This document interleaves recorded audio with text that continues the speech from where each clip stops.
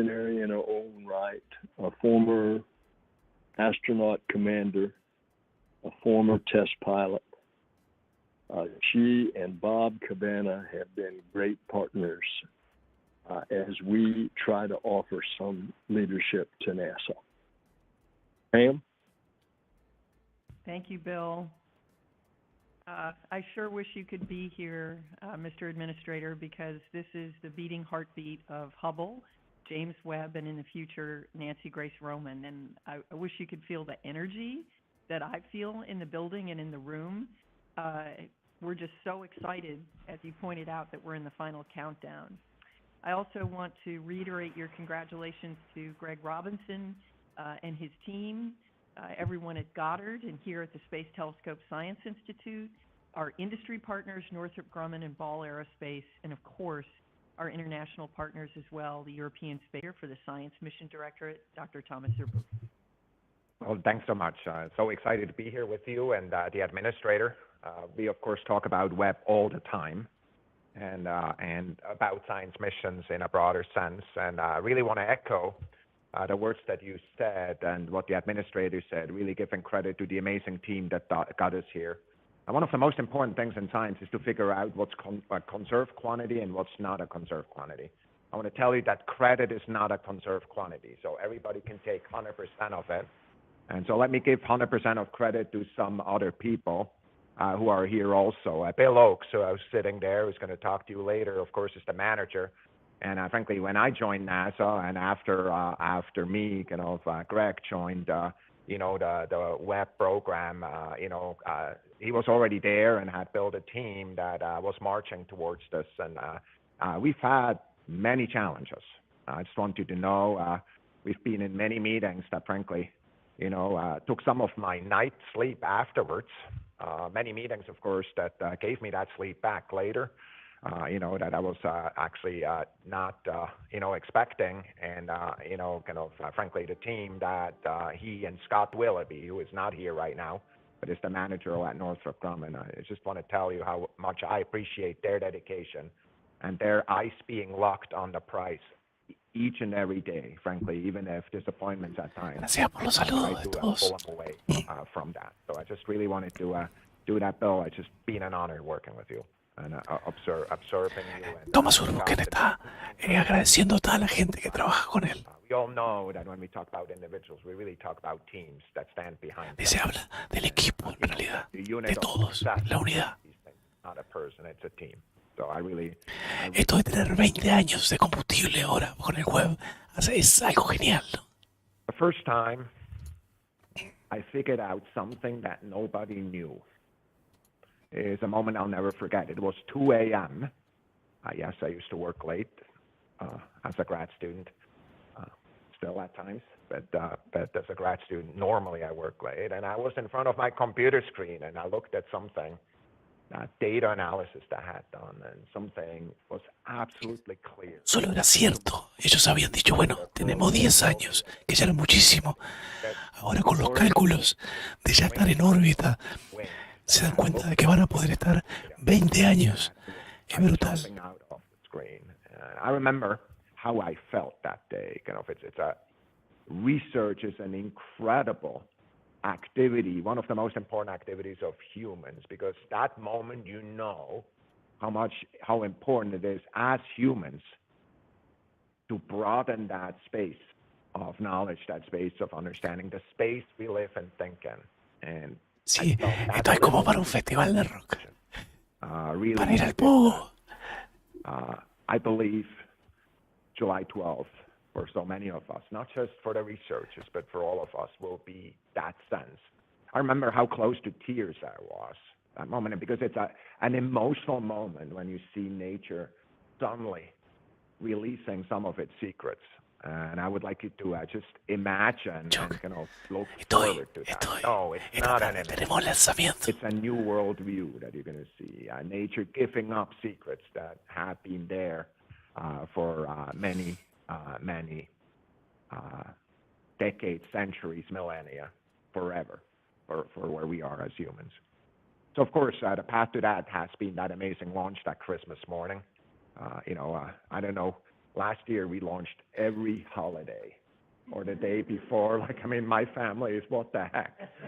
DART before Thanksgiving and then on Christmas. Está hablando del día del lanzamiento, That, que obviamente the milestones. Navidad, I think día de fiesta. what has happened. Él estuvo en Gourou. Se perdió la familia. La familia es importantísimo, no solo para mí, para ustedes, sino para todo el mundo. Y la familia, por una cosa de esta, fíjense lo increíble que es esto, ¿no? El alma que le ponen a todo esto. But I mean,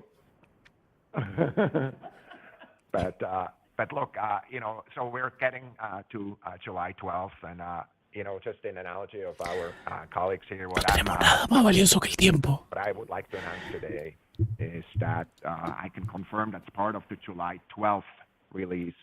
We will share Webb's first exoplanet. Confirmo que el 12 vamos a poder tener las imágenes para compartir exoplanetas. Keep us awake at night as we look into the starry sky and wonder, as we're looking out there, is there life elsewhere? Ya lo tienen, seguramente ya tienen todo, ¿eh? Esto no es que lo están descubriendo ahora.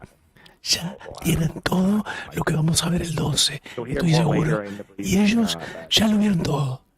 That kind of overall kind of release of this kind of current to a No me cabe dudas. understanding is really right ahead of us. Again, as we do so, we look back at the many people who have got us there over 20 years. I want to tell Qué you a bit envidia que of me da, qué envidia que me da de ellos que ya están viendo seguramente la magia del web. kind of release. I was here and I spent the whole evening calling people. Everybody was in leadership positions. Everybody who had a managing position. Hoy no van a mostrar nada, absolutamente nada. Esto es para contarnos la actualización de cómo está la adquisición de las imágenes del web, para confirmarnos que ya lo está haciendo, de que el 12 va a ser espectacular, y para decirnos lo que dijeron, que es increíble, 20 años de ciencia con ese telescopio. Así, puf, Thank you. And thank se you all me explota so la much for cabeza. those remarks. And as mentioned, we'll now pause to just take some questions. So for the sake of time Bueno, here, we'd ask preguntas. that Yo no you puedo hacer limit yourself preguntas, to just one obviamente. question. Me van a mandar. And please let us know which of our speakers A ver, you'd like to direct your question to.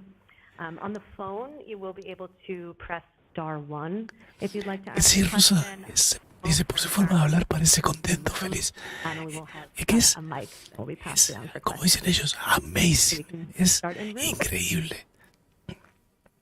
Después de 10, 15 años de trabajo, después de miles de millones de dólares, consiguen no solo colocarlo, no solo tenerlo operativo ya pronto, que seguro que ya tienen imágenes, sino que además extienden la vida útil 4 veces más de lo inicial. 4 veces. No. Miren todo lo que descubrió Hubble en el tiempo extra que tuvo. Miren la Viking, ya con casi 50 años y siguen mandando datos. Esto habla de algo muy, muy, muy bien hecho. Y con suerte también, porque obviamente el factor suerte siempre incide, ¿no? Es como dice Elon Musk. Dice, si yo quisiera un superpoder, quiero que sea ese, la suerte.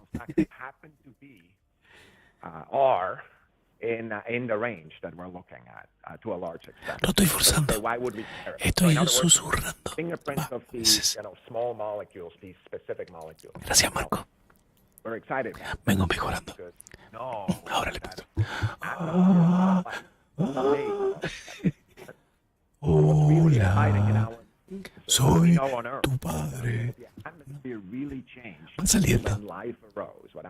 Hoy tengo foniatra esta tarde. Divina, graciana. Viene a casa, me atienden en casa. Soy un privilegiado, la verdad.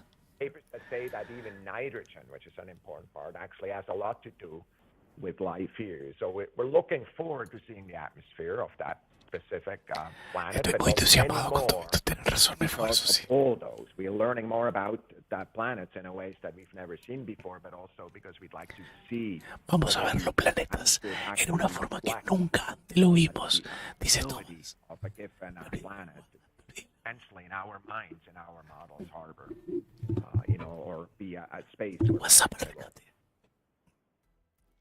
Thank you. We can take our next question in room. Go ahead. Good morning, and thank you for this. Tiene la sala llena. Qué lástima que no hay cámara. Greg Redfern, WTOP Radio.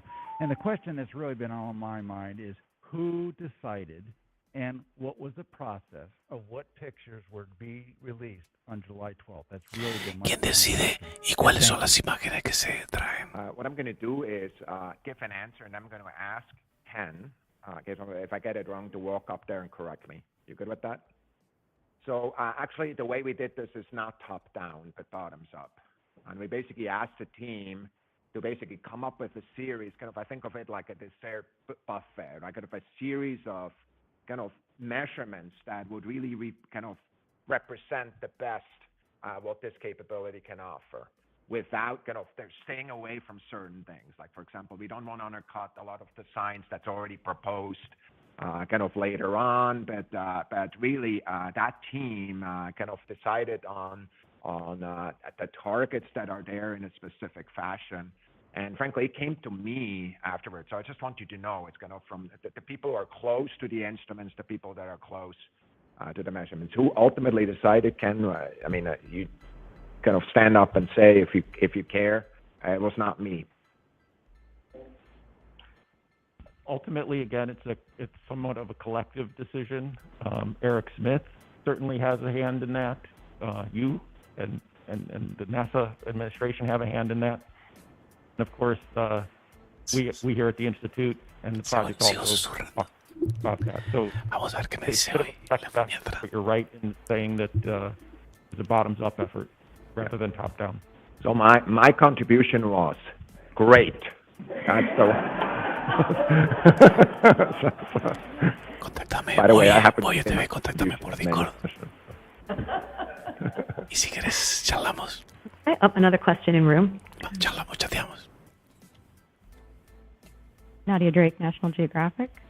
This question I think is for Thomas, and I'm wondering, we've heard there's going to be a dos deep opiniones field and an distintas. El otorrino me dijo que hable. La foniatra me dijo que no. targets for July 12th. It's actually funny. This morning, I had a discussion with many of our colleagues, including our comms lead, Mark Etkind. Where are you, Mark? Perhaps there you are. And I'd like, ultimately, I want to make sure that we're aligned, but we really want to consider doing that. Perhaps under embargo before we go forward. Ultimately, I want to make sure that we're on the same page. And the major reason for that, I think, a number of journalists have told us that they can prepare better for that release and make it more meaty of a story by doing that. So we want to consider it. Don't want to make a commitment right now at this moment in time. But I think the points that the journalists have brought forward make sense to us. We want you to be able to write the best stories that day. We're not going to release the pictures before. I just want to take that off the table. So because the picture is the story here. But, as you correctly say, some of these exoplanets, there's some, like the exoplanet, for example, that I talked about, there's stuff known about it, and you should be able to look up in the literature and elsewhere what's there. Perhaps look at pictures from other telescopes that you can go fish out of archives, so you can get a sense for a given environment. I like the suggestion.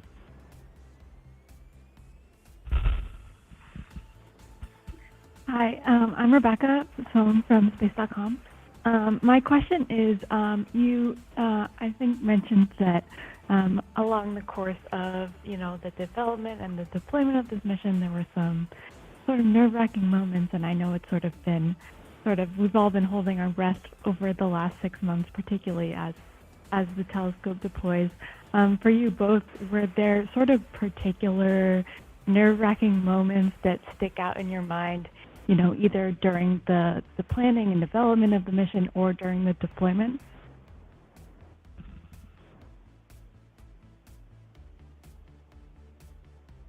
Yeah, let's ask Bill. Yeah. Bill, you want to go ahead and, I think we all shared some of them together, but Bill, do you want to answer that?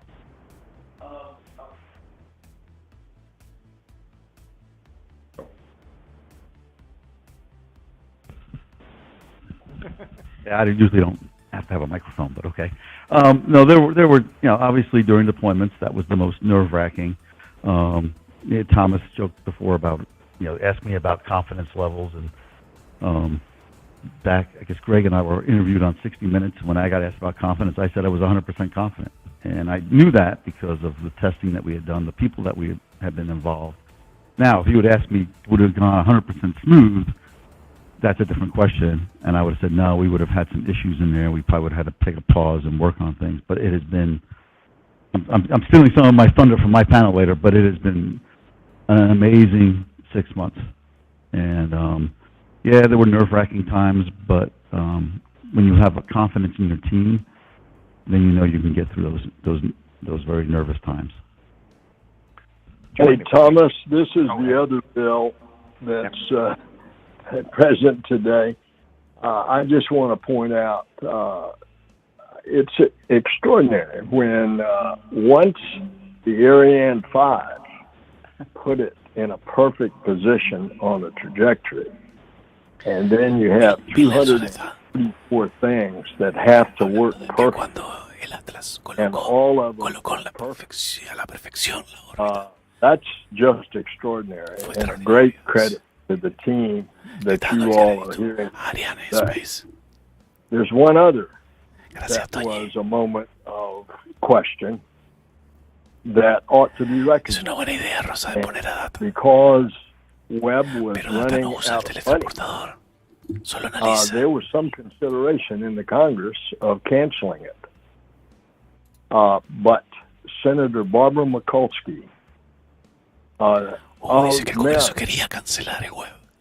Dándole crédito a un senador, Mikulski, que fue quien siguió para adelante con el proyecto. That subcommittee overseeing NASA was able to come to the rescue. So let's give credit where credit is due. So if I answer the question, it's kind of what are my top three kind of worrisome moments, right? The first one was roughly a year into, well, in 2018 or so, where we really recognized that there were some mistakes that were occurring. And this has been talked about. There's nothing new to add. I just want you to know it's really hard to keep a team kind of at the level of excellence for many, many years and kind of make sure that the culture really stays like the team is today. This is really, really hard to do. And also there, kind of we had to do congressional briefings and so forth. We were flirting again with some bad outcomes. So for me, that was number one. I think number two for me, must have been, there's, 2 to 3 times. None of them were really fatal. I always ask Bill Oakes.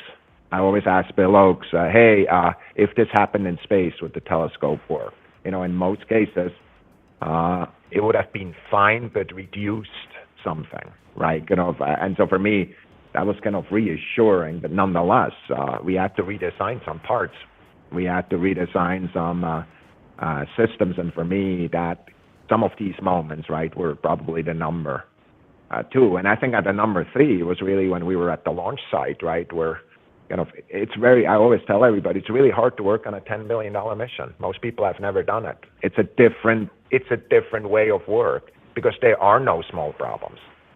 And so basically what happens, some glitches that would normally, was funny because we had other launches. The same things happened with small spacecraft and we turned it around in hours, on these bigger spacecraft, not because anybody did anything violently bad. It just hiccups. We again talked about those, with the clamp band, with issues like that. We talked about these. That was probably the 3rd time, just because you kind of the worst, the biggest disappointment is if you're like in a race, is you fall on your face before a finish line, right? So for me, those kind of on the ground, those were the 3.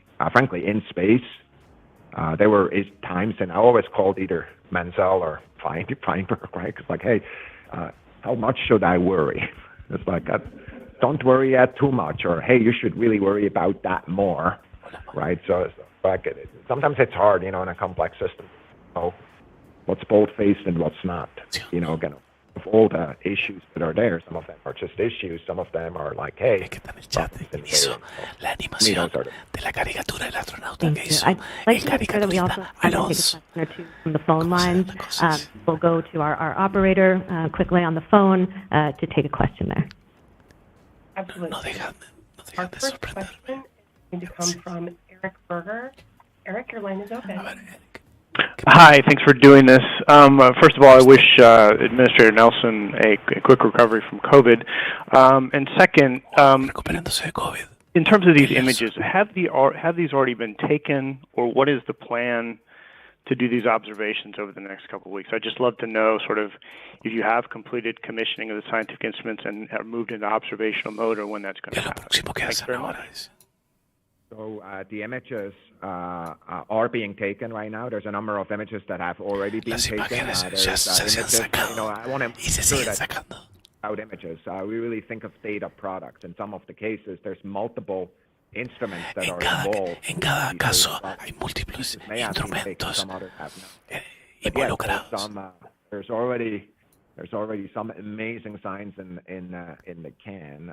Tenemos un montón de ciencia ya en el canasto.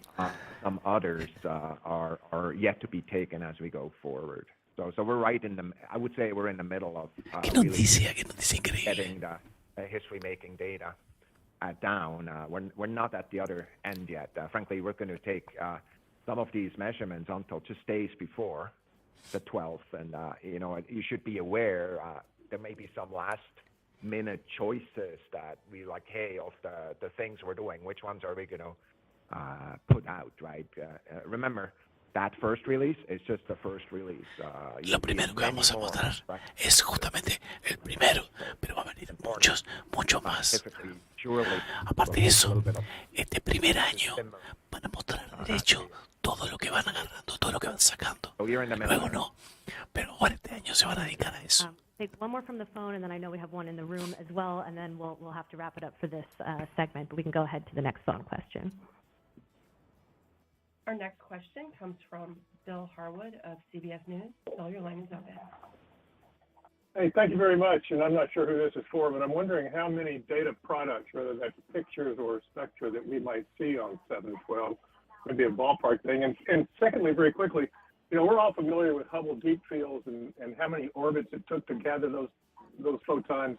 Can you give us a sense of how the image you're going to show us on the 12th? And I know you don't want to tell us too much about it, but is this something that was just a couple of orbits? Was it a lot of orbits? I'm just wondering how to put it in the context of the deep fields we're familiar with. Thanks. Is there a science panel after us? Yes, absolutely. So in our following panel, we'll get much more into those questions in particular. So the short answer, one of the things I want to tell you, Bill, with this telescope, it's really hard not to break records. It's really hard not to break records. So kind of almost any time we look at I remember standing in a room with the director here and looking at a picture and say, this was not supposed to break a record. It already did. The ultra deep field of Hubble, right? That record, even kind of with engineering data, is already shaky, right? Or perhaps broken. My point is, it's really looking at the depth, and the administrator announced it correctly.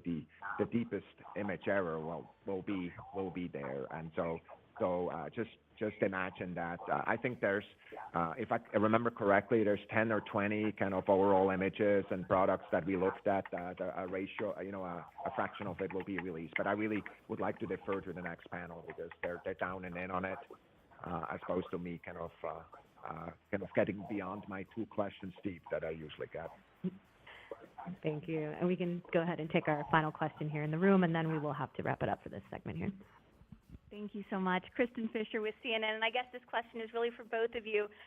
I know you say that some of these images are still being taken. Some have already been taken. But can you just provide a bit of clarity on, have the two of you actually seen some of these images that are going to be released on July 12th? And if so, what did you think when you first saw them?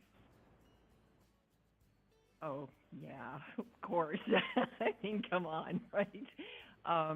Yeah, actually, it's been a wonderful experience over the last 6 months. I know that when Thomas shows up ¿Qué viste cuando vieron las primeras imágenes? ¿Qué sentiste? Of papers and images in his hand, that something exciting is about to happen. So as we went through, you may remember that wonderful photo that showed each of the panels of the telescope with the star, you know, reflected in it and then converged, and each step of the way, Thomas has brought things to us right away. I could not contain myself with just the limited, you know, there's still some things being taken, but with what I have seen just moved me as a scientist, as an engineer, and as a human being. Yeah, for me, so I saw a handful of those images, and for me, again, not all of them. I just really want to be clear, and it's not final. The teams are really working hard. I just want to acknowledge the hard work they're doing. But for me, looking at one of these images, frankly, I had the same feeling like that night, which is why I told you the story, because you really feel like the sky is opening up and you're in a moment on time and kind of space that you'll forever remember, because you saw the universe like nobody has seen it yet. And billions. Well, so I was frankly, got emotional. Frankly, I asked Ken whether he had the same feeling, and he confirmed. So it's really hard to not look at the universe in new light and not just have a moment that is deeply personal in a way that, frankly, surprised me, I want to say. All right, thank you both very much. So we will now be moving on to our next segment for this panel. So thank you so much to all of our speakers, as well as to the administrator on the phone. We'll now pause and bring in our next panel here.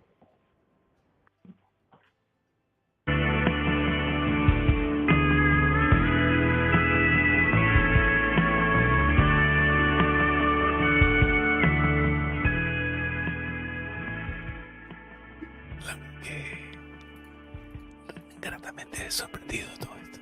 Increíble, increíble. Vamos a cerrar la transmisión. Recuerden, esta tarde tenemos el lanzamiento de SpaceX para Luxemburgo. Vamos a cerrar y a poner los créditos. Quiero agradecerles a todos. Vamos a cortar la llamada. Estamos vía telefónica con NASA. 33 minutos de llamada a Estados Unidos. ¡Qué loco! Bueno, ahí está cortada la llamada. Cuando tienes la oportunidad de apellidarte Rivi y ponerle a tu hija Eleonor, no entiendo, Marcos. A veces me superas con tus preguntas. Pero Alfonso saluda. Es Angélica también. Quiero agradecer el enorme apoyo a pesar de esto. Está fuera de horario, está de mañana, tarde. Y qué bueno que no es directamente un lanzamiento, pero creo que el anuncio este de Webb vale la pena, vale oro. 20 años más de ciencia en vez de 5 y en vez de 10, como pensaron originalmente, por el sobrante combustible, por lo bien que el cohete Atlas de Arianespace lo colocó, lo inyectó en órbita, le significó un ahorro brutal de combustible para que lo aprovechan ahora para poder mantenerse en esa órbita de Lagrange L2. La órbita L2 requiere cada tanto una propulsión para poder mantenerse, porque es muy buena, pero realmente es inestable. ¿Qué quiere decir eso? Que cualquier pequeña variación hace que se salga de ahí y se dispara y se va para el Sol. Entonces, justamente esas correcciones. Y tengan presente que el James Webb está a 1,5 millones de kilómetros. 1,5 millones de kilómetros más lejos que la Luna. Es una locura, ¿no? Es realmente algo infernal eso.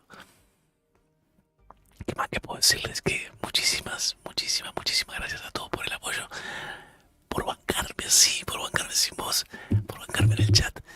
Y nos vemos esta tarde. Un abrazo. Lo quiero muchísimo. Y ahora sí, Ecotidata, si me escuchan, teletransporteme por favor.